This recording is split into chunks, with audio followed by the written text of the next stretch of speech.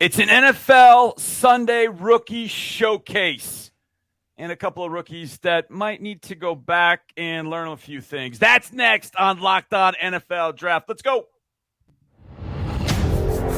You are Locked On NFL Draft, your daily podcast covering the NFL Draft. Part of the Locked On Podcast Network, your team every day.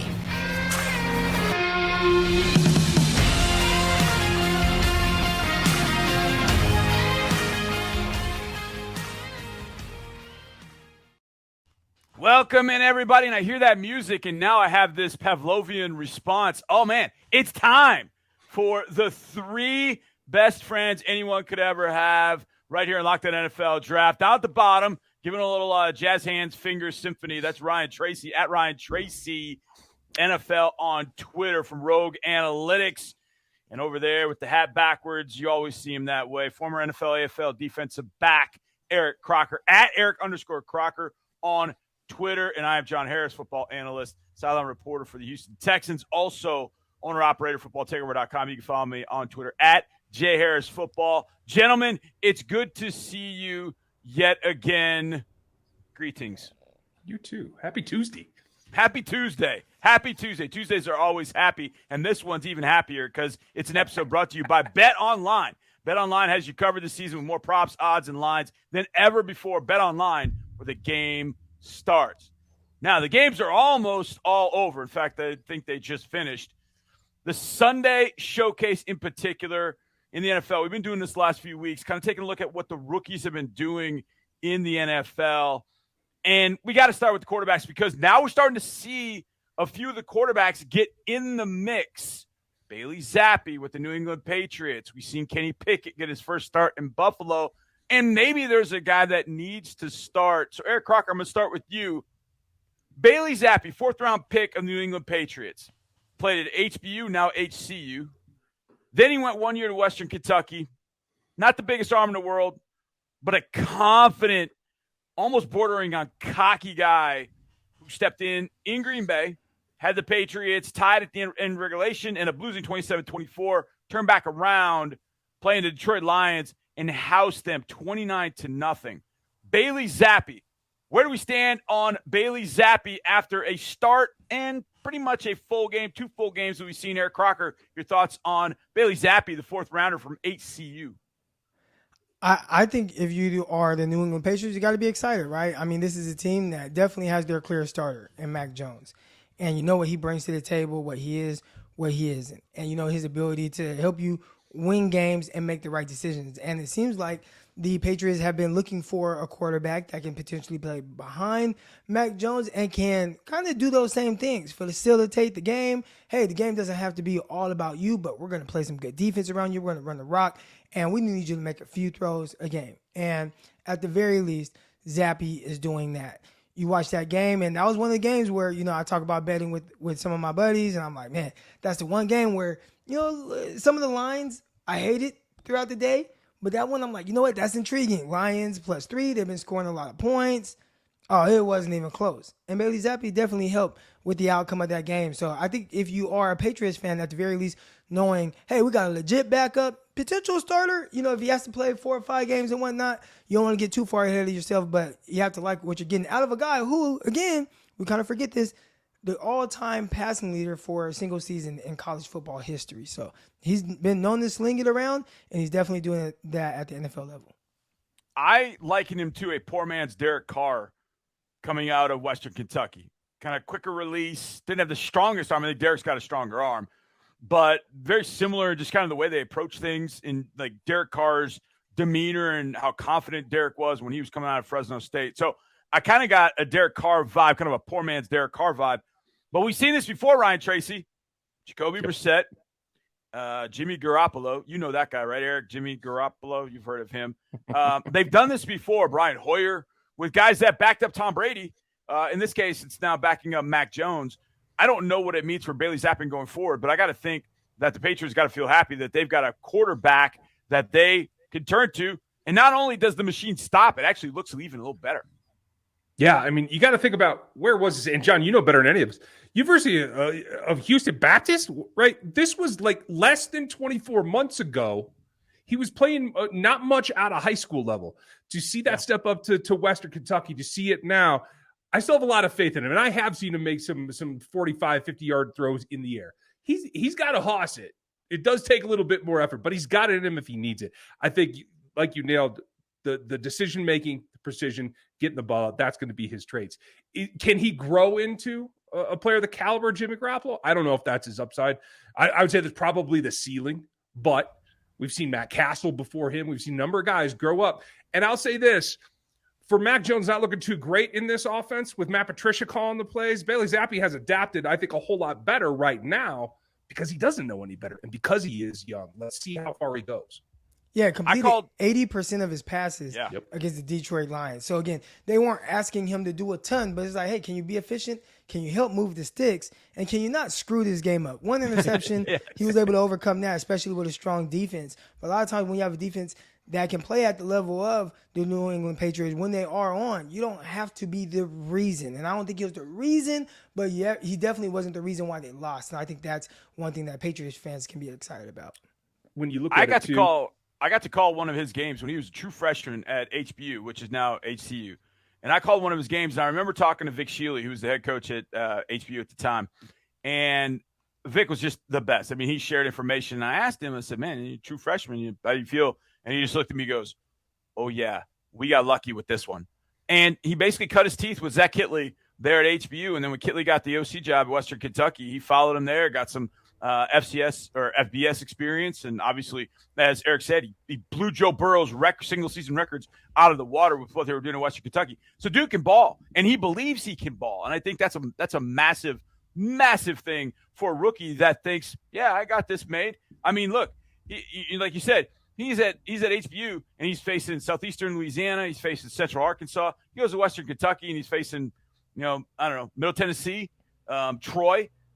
And all of a sudden, he goes from that to face the Detroit Lions. And I know there's probably some people going, well, there's a Lions joke in there somewhere. But, I mean, that's NFL defense. It's got some dudes on it. But, as Crocker said, he completed 17 to 21 passes. He did throw an interception. But when you complete that high passing numbers and he had a touchdown, he still had a 100 rating. Whenever you have an interception, it's almost impossible to get a 100 rating, and that's what he was able to do. Well, and that thing was tipped. That was on the receiver, not on him. That was decent ball placement. That wasn't a problem. Interesting thing to me, 8.2 average depth of target. Higher than Kenny Pickett's at 7.6, who I think had a very different game, but arguably just as good. So now that we have two rookie quarterbacks that are performing, we can't forget Skylar Thompson got in there a lot too. But over 300 for Pickett, did have the interception, didn't get him in the end zone. Does that make you guys feel differently about who's more productive in their first rookie stints here? I don't know if I go that far with Kenny. I mean, I don't want to say he's fighting uphill, but that defense didn't help him. And look, I've seen a rookie quarterback last year go to Buffalo in week 4 for us. It was week 5 for Kenny Pickett.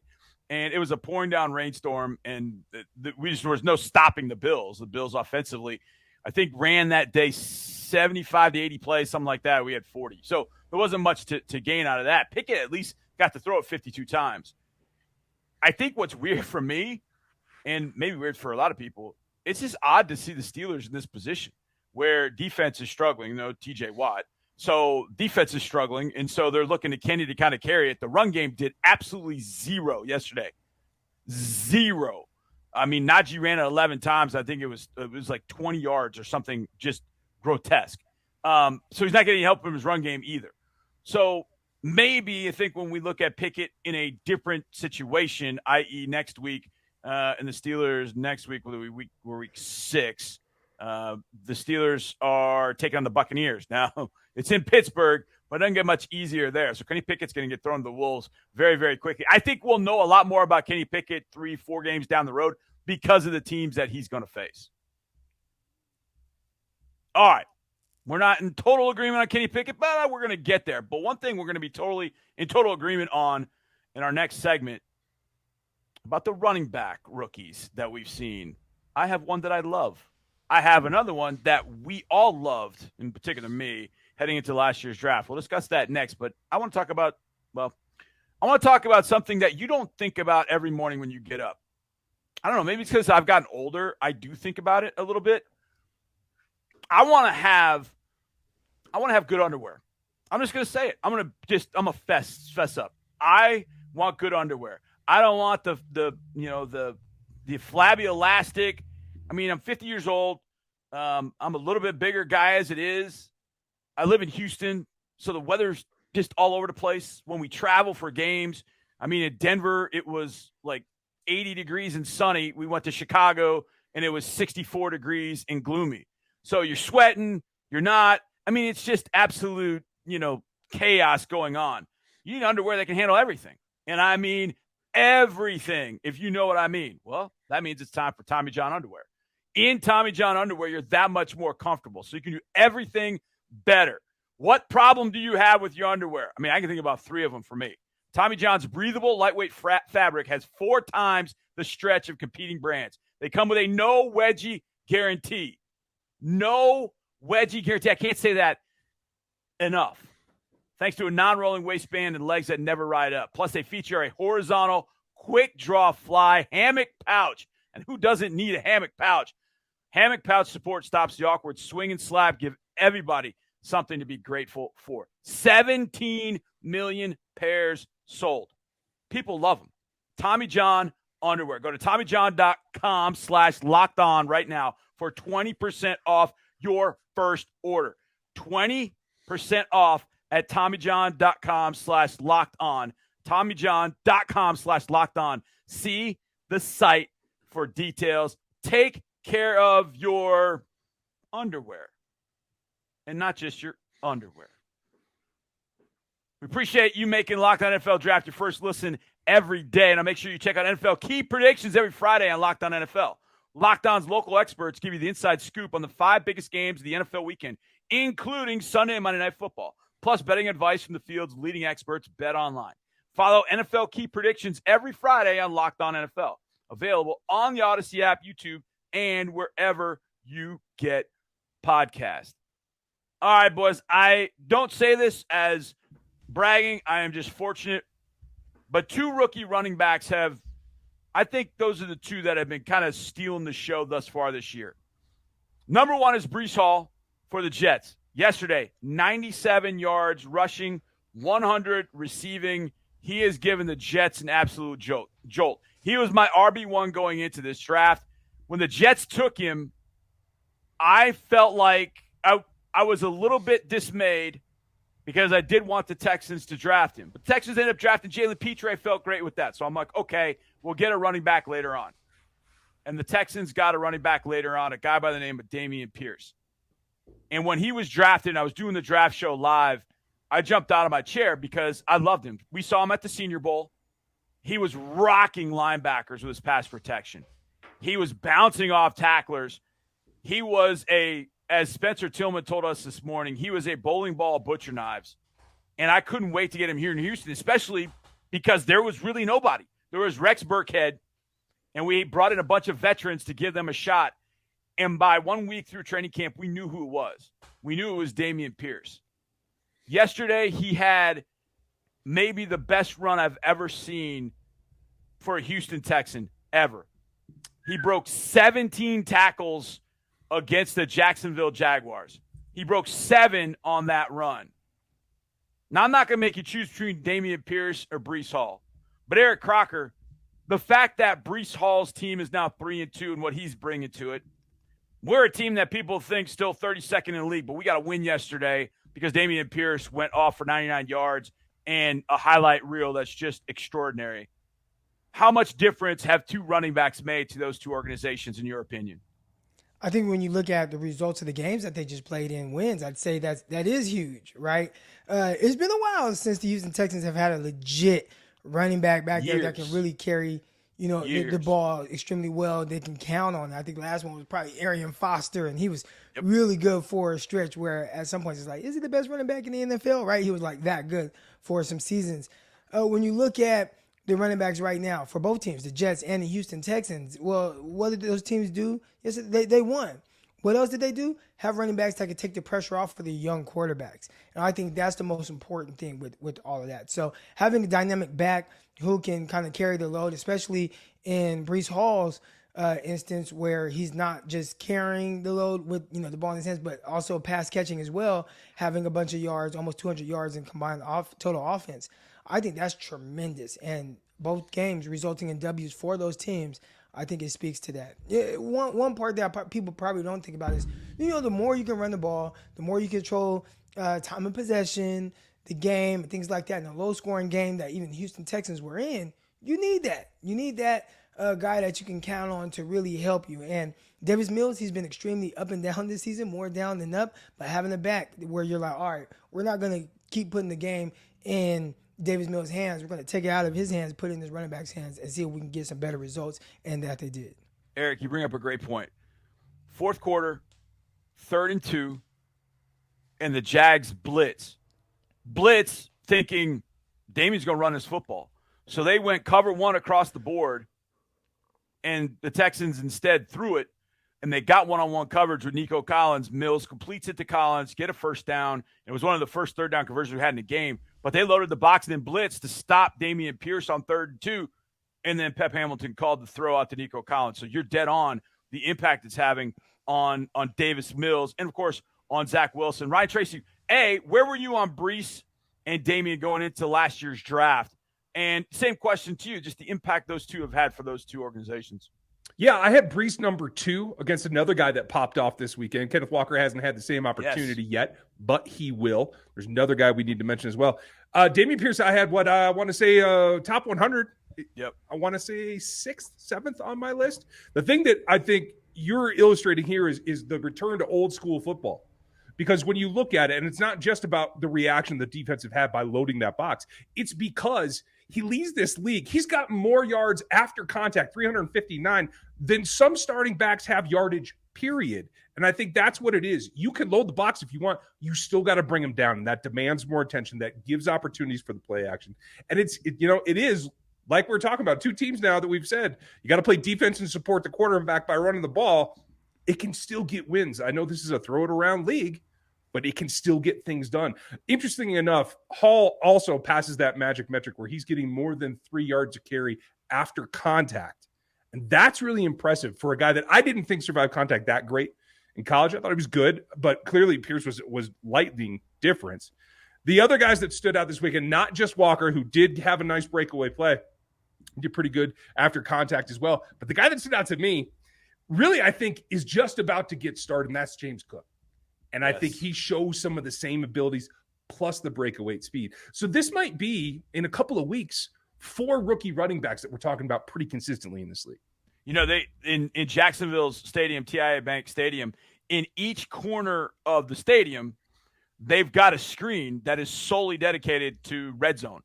So I'm obviously locked in on game that's going on in front of me, but during a break, you kind of look around and you check out the pools and maybe what's going on in the pools. And just to the left of that, you see red zone. And as I looked up, I saw James Cook. And I'm like, whoa, man. If that guy's doing that, and they don't have to, and there's rumors about Christian McCaffrey and the Bills and the trade and all that kind of stuff, especially with Matt Rule loses his job this week. Now you look at it and go, well, wait a second. Why are we going to go draft assets? Why are we going to do that? Maybe for a guy that can be as electric, maybe not quite, but is younger. We can rely on him to stay healthy, hopefully. And maybe a guy emerging like James Cook like that for the Bills can change what they might think about doing and maybe saying, look, maybe it's not Christian McCaffrey we're going to trade for. Maybe it's going to be some other piece they want to add. Like the Bills need another piece. I mean, come on, man. Seriously, like the Bills need another piece right now in that arsenal. Their quarterback is like 5 pieces in one. Yeah, I mean, seriously. I mean, it's so whenever we talk about quarterbacks, it's amazing to think. I go back to Josh. It was week 6. Yeah, week 6. We played the Buffalo Bills in 2018. Josh was a rookie, and I mean, you talk about spray it. I mean, all over the place. We saw him 1 year later in the playoff game. In the first half, it was incredible. Second half, he kind of reverted back. But I'm like, man, if that guy makes that leap year after year, holy cow. Well, he's made that leap and then some. It's just amazing to watch in Buffalo. I mean, I think they're the best team in football in large part because of what Josh Allen is doing. And I'd like to see, and I'm curious to see, how NFL teams look at some quarterbacks in this draft class. Levis, Richardson, maybe some others that have got tools that they just haven't harnessed yet, and maybe they give them some time to grow like the Bills did with Josh Allen, and maybe you get another Josh Allen down the road. So it'd be interesting to see how they do. All right, we're going to flip it over to defense, talk a little good, and then, well, we're going to talk a little bad from the top 2 overall picks. That's next on Locked On NFL Draft. But I'm not sure when you're listening to this, but I got a feeling that Major League Baseball playoffs are going on. Obviously, we've got NFL throughout the week. College football's going on. Well, if you dabble, and you know what I mean by dabbling, betonline.net is your number one source for football betting info this season. Find all the latest player developments, team matchups, news, podcasts, in-depth articles, and analysis on every game you can find. And as always, BetOnline remains your continued source for all your sports wagering information. Live betting and up-to-the-minute scores for every sport out there. Like I said, Major League Baseball playoffs, MMA. I think there's a big event coming up on October 15th. Boxing, golf, you name it. Head to betonline.net or use your mobile device to learn more. BetOnline, where the game starts. Now, the three of us, we didn't so much debate. I don't think we had a huge debate that, Sauce Gardner's this and Derek Stingley is that, and they're just they're on different planets. I love this guy. I hate this guy. I think we were in agreement that you can't go wrong with either one of them. But these two guys have played really well. I know Sting had a little bit of a rough outing against Cortland Sutton, but he also made some plays going against Cortland Sutton. Sauce Gardner has, I'll say, transformed the Jets defense, but man, he has given them a jolt. They both come up with interceptions on the same weekend, on the same day. Kind of interesting how those two at picks 3 and 4 have sort of tracked one another. And I said it the night that we drafted Derek Stingley in Houston. Those two are going to be compared for years. However, I don't think either team got it wrong. Eric, your thoughts about the two DBs, Sting and Sauce Gardner, for the Texans and Jets, respectively? Yeah, I think, like you said, both guys or both teams, I feel like they got the right guy. You watch Houston Texans and the interception that Stingley had. I happened to be watching it live. Maybe it was on Red Zone or whatever because, Jacksonville Jaguars, they were in the red zone. Yep. And you have a quarterback, he throws a late pass to the sideline, and boom, it's intercepted by Derek Stingley. Now, maybe you say, hey, man, have some awareness to stay in the end zone so we can get the ball in the 20. But nonetheless, making a play, and that's what you brought him there for. And you can say the same thing on the other side with Sauce Gardner. He's challenging himself. He's working to make plays down the field. He's picking off passes. I believe he has 2 interceptions on the season now. So he's taking the ball away from opposing teams. That's what you want to see from two guys that were taking inside the top 5. But I think more than anything, it's the confidence, right? And you want to continue to see that grow. I think Sauce, the confidence hasn't wavered at all. With Stingley, it feels like it's something that's kind of building and building the more that he plays. So early returns on both guys, I think teams are excited about that. And when you go back a few years ago, there were 2 cornerbacks taken inside the top 10, Jeffrey Okudah and C.J. Henderson. Well, C.J. Henderson already traded from the Carolina Panthers, and Jeffrey Okudah is going through a coaching change. He's going through multiple injuries. I'd say those teams are or not the Jaguars, but definitely the Detroit Lions are still kind of in a wait and see, Okay, dude, how much do we like that pick? Is this guy someone we can build around? Right now, Houston Texans and the New York Jets, I feel like they got it right. And also, real quick, I might want to add, Sauce Gardner and DJ Reed. I think just both of those guys playing for the New York Jets together, like they are making that team better. I think they're going to continue to build on that and be one of the better tandems around the NFL. Yeah, there's no doubt. Ryan, your thoughts on Sauce and Sting? How did you have them rated going into this draft? I'm trying to remember if you were my best friend and going with Derek Stingley, or if you're my mortal enemy going with Sauce Gardner. No, I'm kidding. I had an A and B. How's that? I'm right in the middle. I did have Sauce slightly above Sting, mostly because I was concerned about recovery from the injuries. That's true. Like that will show up down the line. Nice thing about them, like you said, they're always going to be compared. They have the same number of PBUs right now. Croc, I actually have them at 1 pick apiece. Maybe my stats are off, but yeah, I think they both had their first pick yesterday. So a pick and 4 PBUs, each of them at this point in the season. They're actually targeting Sauce more. He's been targeted 24 times, which I'm a little surprised about. At an average depth, it's about 4 more yards down the field, yet he's giving up my magic number. Anytime you can get to 50% completion percentage allowed or less, you are rocking it. Now, it's not a big difference. I think Sting's at like 64. That's not bad. And obviously, when it comes to effects on the ball, they're right up there. I think they are actually as advertised right now. So it's a little bit ready right this minute, but I do feel eventually if Sting can continue to progress and stay clean health-wise, I think they're going to be a 1-2 punch for the next, 6-8 years. Well, I hope it's for a lot longer than that. It was pretty cool to see Sting get the pick and then run over to his dad and mom and hand him the football. I mean, Mrs. Sting was so pumped. It was really cool. But to your point, Eric, after that interception, I don't want to say I saw a different Stingley, but there was a lot more confidence. I mean, getting that interception seemed to kind of pump him up a little bit. All right. So we do a segment each and every Monday called Pumped Up, Roughed Up, and we talk about the college players. And so we kind of use that in a different form here where we talk about the rookie showcase, talk about a lot of the good. I mean, we talked about a lot of good. But remember the first two players that were taken in this particular draft? Number 1 overall was Trayvon Walker. Tremendous athlete from Georgia. I mean, built like a Greek god. I was actually walking the press box, and the way you have to walk the press box in Jacksonville, he was actually working kind of out on a backside field kind of before the game kind of gets stretched out, and I was like, Jiminy Christmas. And number 2 overall was Aiden Hutchinson. Yesterday, Aiden Hutchinson, 2 tackles. That's it. Team gave up 29 points. Rough outing. But I'm saving the best for last. 3rd down and 20. The Texans against the Jaguars in the 4th quarter. Game's tied at 6.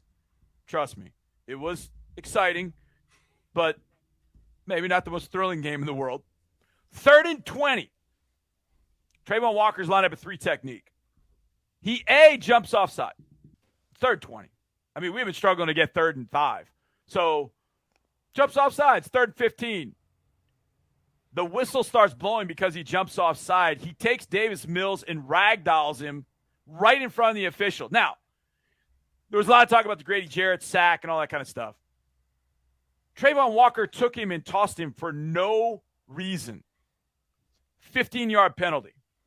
5 plus 15, it gave us the 20. We got a first down. We had a first down to Jordan Akins a few plays later. Pierce had the run of his life down to the 1. He scored a play after that.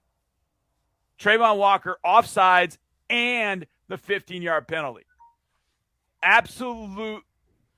I can't even. I mean, it's not even a mistake. I mean, it is, but it's so egregious to make something happen like that. That's so stupid. I remember we were talking on the broadcast, and just did he lose his head? Like, what happened? I mean, he just picked Davis up and threw him, and this is why I love Davis. I know Davis has his ups and downs, but Davis just got up and started clapping and walked the other way, knowing it was a first down. So Davis has got a little bit of that in him. But Aiden Hutchinson and Trayvon Walker, maybe not making the GOAT list, but my goodness, they were not happy with Trayvon Walker in Jacksonville after that maneuver. I mean, it very easily lost them the game because it kept our drive alive that we ended up scoring on. Number one and number 2 overall picks are going to have better days than they had on Sunday, but Sunday was definitely not one for those two at all.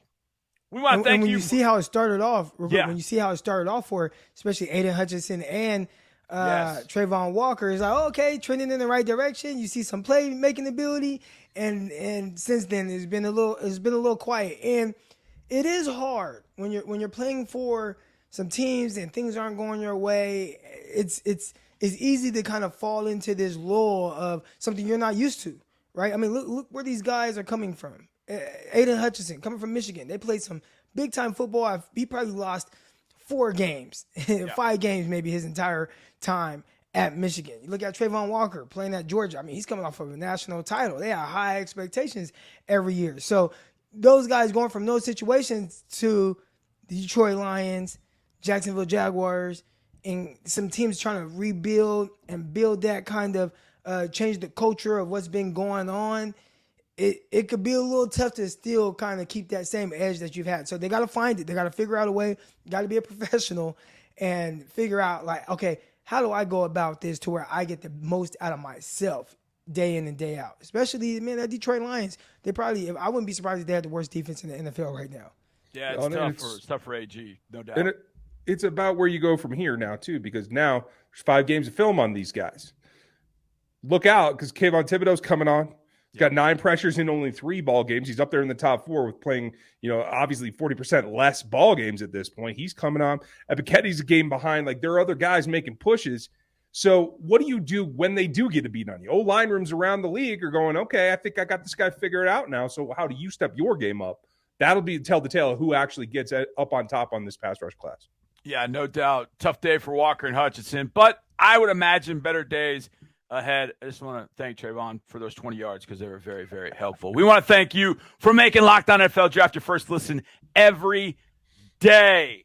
Later this week, we'll have Rob Rang on with us. We'll preview the college games, and then we're going to have something for Friday's show that's going to be a little different. So you want to tune in to Locked On NFL Draft for that for sure. Now make your second list of the Peacock and Williamson NFL show. Brian Peacock and former NFL scout Matt Williamson give you the expert NFL analysis in less than 30 minutes. It's free and available wherever you get podcasts.